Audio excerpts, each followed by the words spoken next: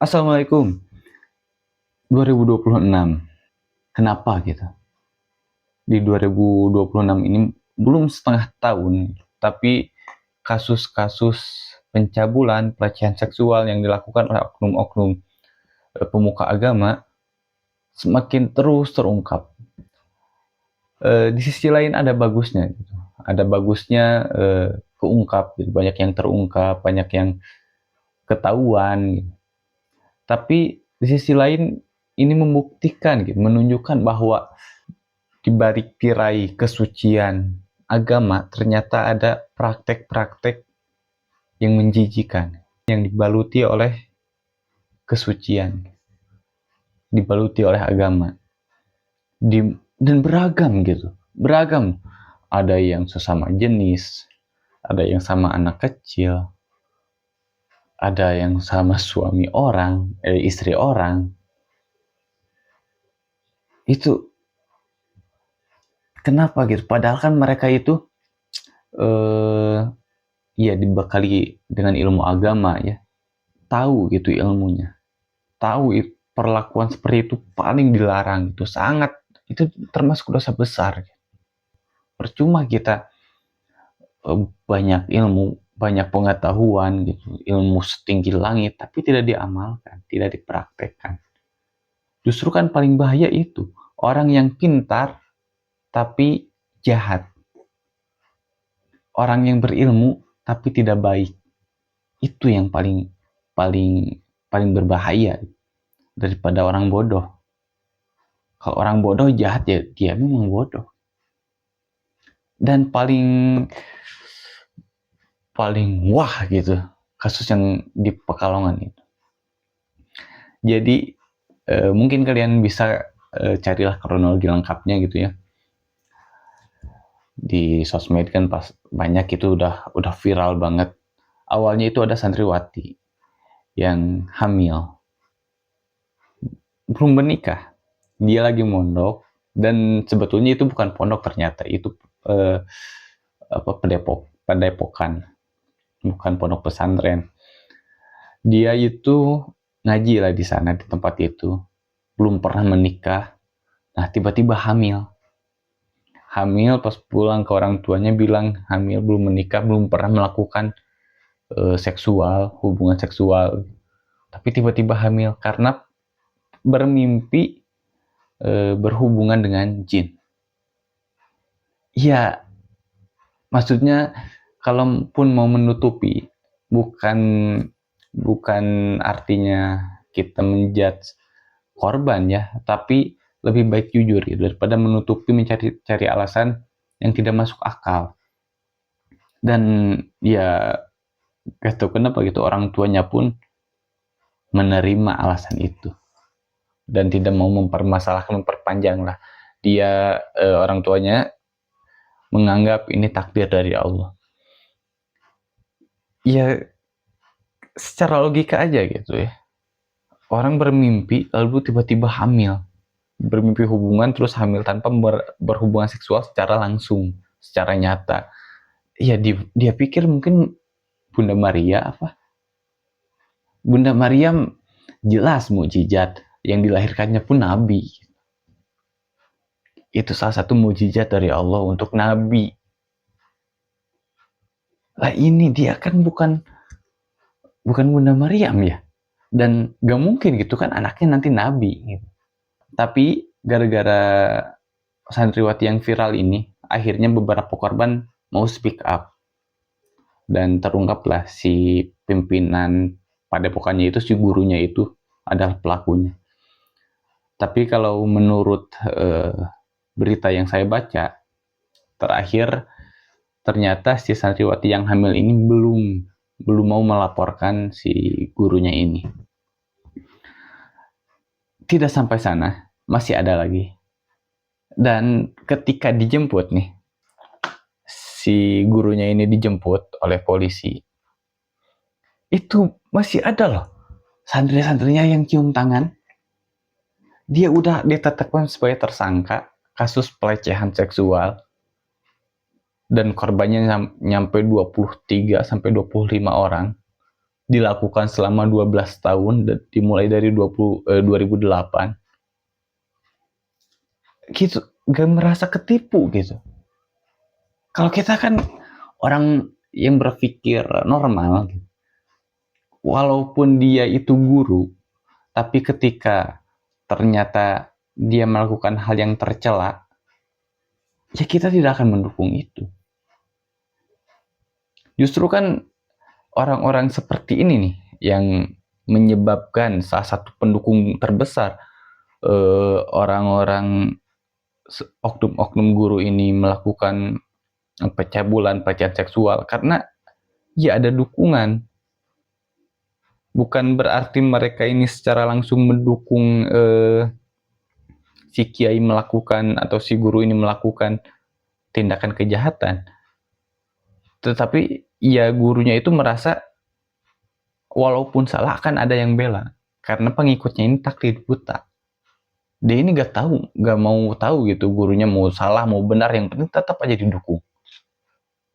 Itu kan, dan ya itu mereka beralasan karena cinta, cinta kepada gurunya. Bukan seperti itu kan cinta itu. Justru kalau kita cinta kepada guru kita, kita sayang kepada guru kita perhatikan ketika guru kita melenceng, kita ingatkan. Karena kita harus sadar, orang yang diikuti oleh kita, guru kita, itu juga manusia yang gak maksum, yang tidak akan terlepas dari kesalahan, yang tidak akan terlepas dari dosa. Bukan nabi yang pasti benar, yang pasti suci. Mereka itu tetap manusia, walaupun punya gelar kiai, punya gelar ustadz, walaupun ilmunya setinggi langit. Bahkan ulama besar sekelas Imam Syafi'i, misalkan Imam Hanafi, Imam Maliki, mereka pun tetap sama, pasti tidak terlepas dari dosa, tidak terlepas dari kesalahan. Karena mereka manusia. Kecuali kalau mereka malaikat. Kecuali kalau guru kalian itu malaikat. Ya silakan gitu. Tapi ya siapa yang mau percaya gitu kalau kalian berguru kepada malaikat. Bahkan nih kalau kita lihat ya, Mama Gufron, kita ini udah sengaco apa sih Mama Gufron itu, tapi lihat masih banyak santrinya, masih banyak pengikutnya, dan masih banyak orang yang percaya bahwa Mama Gufron bisa ngomong dengan semut. Masih banyak yang percaya itu. Masih banyak yang percaya Mama Gufron bisa manggil malaikat. Masih banyak percaya, orang yang percaya kepada Mama Gufron, bahwa Mama Gufron adalah penjaga gawang neraka. Nah, jadi iya, kejadian demi kejadian kalau kita lihat, sebetulnya ini tuh kompleks loh. Sangat kompleks ini. Yang pertama dari pemerintah. Dari pemerintah seharusnya lebih selektif, lebih ketat gitu kepada orang-orang yang seperti ini. Orang-orang pendiri agama, tokoh agama, para guru-guru, mau guru sekolah, mau guru ngaji, tempat pendidikan harus lebih diperhatikan. Dan ya kemarin yang di kasus Pekalongan itu kan polisi itu mendirikan posko pengaduan gitu. Siapa tahu kalau ada santri-santri lain yang mau mengadu bisa langsung ke posko itu. Nah seharusnya itu ada di tiap kecamatan, bahkan di tiap desa. Jadi perlindungan terhadap santri itu diperhatikan. Karena gak mudah gitu orang yang tertindas di pesantren, di asrama. Terkadang mereka itu mengalami hal-hal seperti itu tanpa mempunyai bukti. Itu yang sulit. Yang pertama, mereka tidak punya bukti. Yang kedua, mereka takut. Takut dicela, takut dihina, takut diejek, takut orang-orang gak percaya. Tapi di sisi lain, Kalau kita mudah percaya pun ya terlalu beresiko gitu, karena takutnya ada orang santri misalkan kesal sama gurunya terus memfitnah. Kalau kita gampang percaya pun ya beresiko gitu. Nah ini harus ada cara ya terhadap pemerintah gitu, pemerintah dan ulama lah. Untuk para ulama pun harus, kan ada tuh kalau gak salah di kitab Ta'limun Ta'lim yang ciri-ciri atau saran kita kalau mau mencari guru itu harus orang-orang seperti apa. Itu harus lebih disosialisasikan. Harus lebih disosialisasikan agar para orang tua, para santri bisa milih nih, kita mau ngaji tapi cari guru. Siapa ya orangnya? Seperti apa orangnya? Kan kalau ada ciri-ciri seperti itu, kita bisa lebih memilah lah, memilih guru gak sembarangan cari guru asal-asalan karena dilihat oh orang ini udah pesantren nih 3 tahun pesantren, pulang dari pesantren langsung jadi ustadz, langsung kita jadi muridnya. Nggak gitu, siapa tahu kan dia di pesantren cuma tidur gitu. Lalu orang tua juga, orang tua jangan menjadikan pesantren itu tempat buangan. Terkadang orang tua mengirim anak ke pesantren itu karena hanya ingin dididik. Ya tentu dididik, tapi kebanyakan gini, ketika ditanya gitu, kenapa di pesantren agar baik, anaknya nakal. Karena anaknya nakal dimasukkan ke pesantren. Karena anaknya gak nurut dimasukkan ke pesantren secara paksa lah. Itu tujuannya sudah gak benar. Anak itu ke pesantren bukan disuruh supaya mandiri, supaya gak nakal, tapi disuruh mencari ilmu. Nah, pondasinya di rumah. Bangun dulu pondasi di rumah. Setelah si anak mempunyai pondasi, baru dikirimkan ke pesantren. Jadi si anak ketika masuk ke pesantren sudah bisa milih mana yang benar, mana yang salah, mana yang harus diikuti, mana yang enggak. Jangan masih kosong, masih gak tahu apa-apa dimasukkan ke pesantren. Jangan. Kita didik dulu, bangun dulu pondasinya. Supaya gak, ya kan kebanyakan yuk. Kita lihat kasus-kasus pencabulan pelecehan ini, mereka karena takut, karena dipaksa. Disuruh mijit kiainya. Santriwati disuruh mijit kiai. Itu kan sudah salah. Walaupun misalkan tidak terjadi pelecehan di sana, tapi disuruh mijit. Itu sudah salah. Kan ada santri laki-laki. Si santriwati disuruh membersihkan kamar kiainya.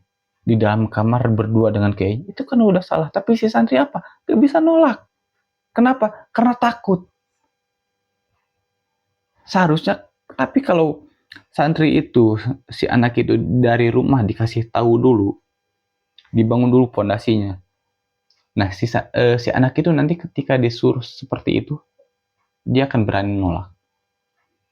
Dia akan berani bahkan keluar dari pesantren itu karena dia sudah merasa, oh ini tempat sudah gak benar. Ini gurunya sudah gak benar. Nah, harus dibangun dulu pondasinya. Harus sudah mandiri dari rumah. Sebelum dilempar atau dimasukkan ke pesantren, si anaknya itu sudah mandiri dulu di rumah. Ketika si anak sudah mandiri di rumah, masukkan ke pesantren, jadi dia udah terbiasa. Dia tinggal fokus mencari ilmu.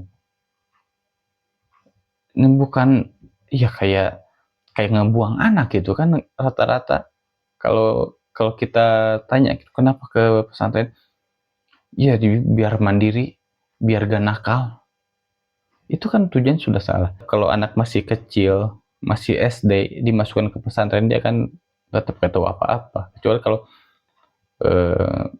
usia SMA dimasukkan ke pesantren, seharusnya kan dia udah ngerti tuh. Jangan asal nurut gitu.